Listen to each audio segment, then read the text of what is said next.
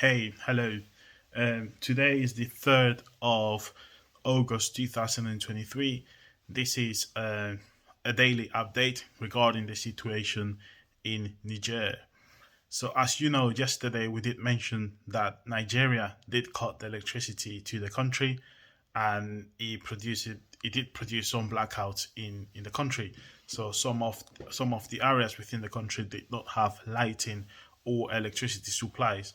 So today, members of the of ECOWAS, which is the West African Economic um, Union, they've decided to basically volunteer for an intervention in the country. So, a military intervention in the country. And they're not happy with the fact that a military junta has taken over the country, and they're actually saying that they are willing to intervene in the country if it's necessary. So we know that Senegal has recently confirmed that they will be willing to intervene. Also, Nigeria. So this is alarming because um, not long ago, I would say a couple of years ago, we have this big problem with ECOWAS, in which they created this new currency. Well, they were developing a new currency to use between these countries that are part of this economic union.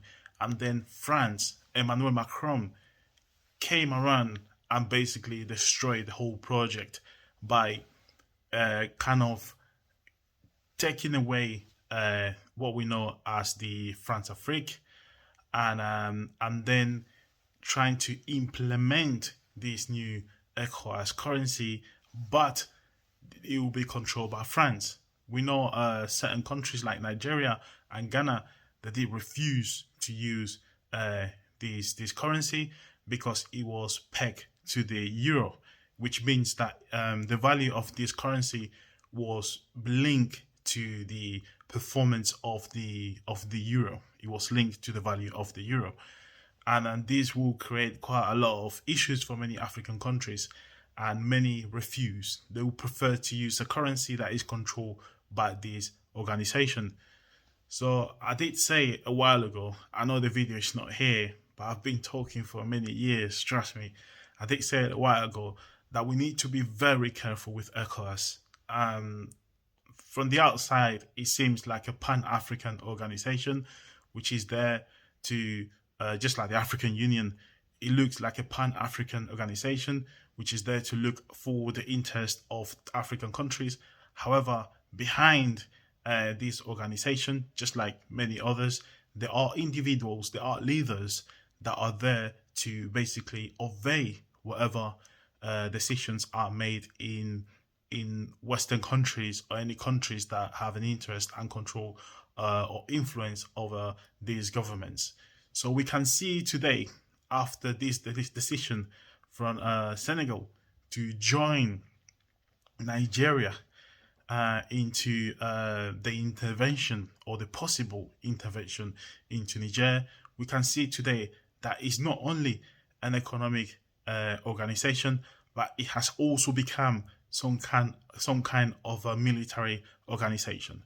There was already one, which was a country. As we know, the country of Rwanda has a very large army, well trained army by the United States, and they have been in different missions in different African countries just to kind of stabilize a situation in which there were terrorists that decided to take control over territories where there was natural resources.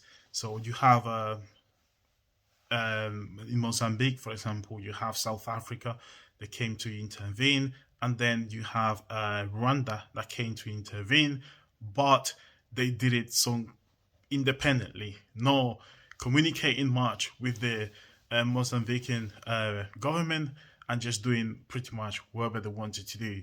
So today we can see that ECOWAS has also become something similar. These countries are joining up in order to oust or to remove the government that has been imposed after a military coup. And obviously, as they always do, they use in the pretext of bringing democracy and applying the democratic rule, which is, I guess, a narrative that they have learned from the West. So they are willing to see democracy in these countries, despite the fact that many of these countries that are part of ECOWAS, there's not such thing as democracy. Neither there is some kind of clarity on whether or where how the finances of these countries are going. So there's quite a lot of corruption in these countries uh, as well.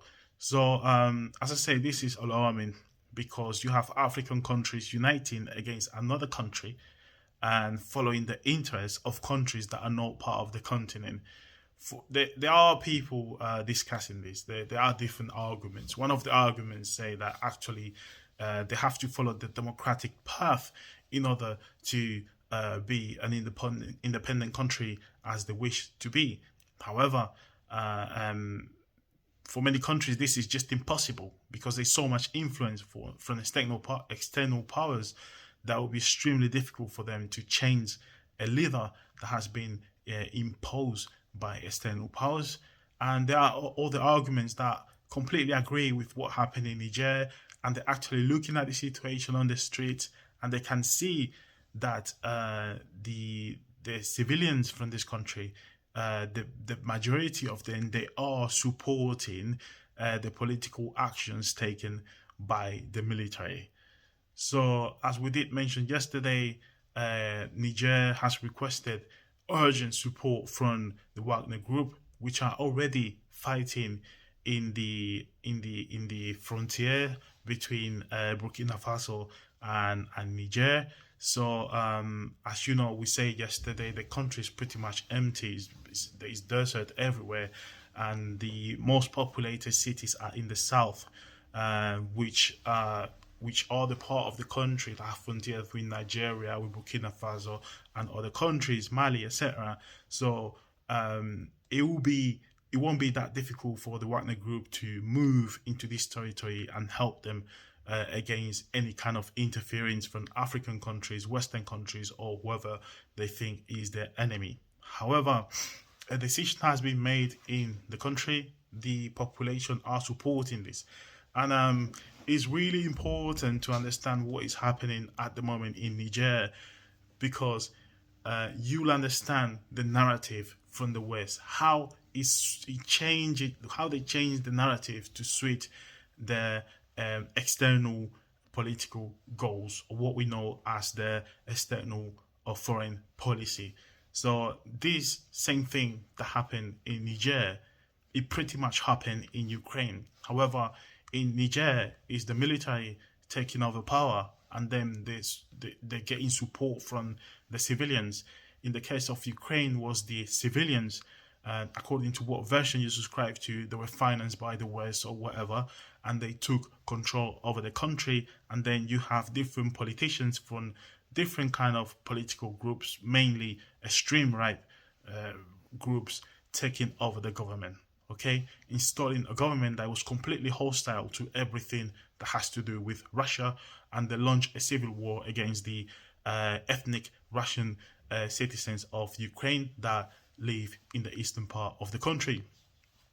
So the West was very keen to support what happened in Ukraine, and they called it a democratic process to to achieve democracy in the country. Well, now they actually refer to Ukraine as a democratic country, despite the fact that many of the opposition political parties are banned, and also media and radio channels are banned. So in the case of Niger, the West is not willing to support this. They're saying it's a military coup, they say it's a junta, therefore they should be removed and democracy should be installed. They also want the former president of Niger to be back in his former position, because they're the person they think he could bring democratic rule to the country. So you can see the narrative from the West, it keeps shifting, it keeps changing depending on what the political interest is.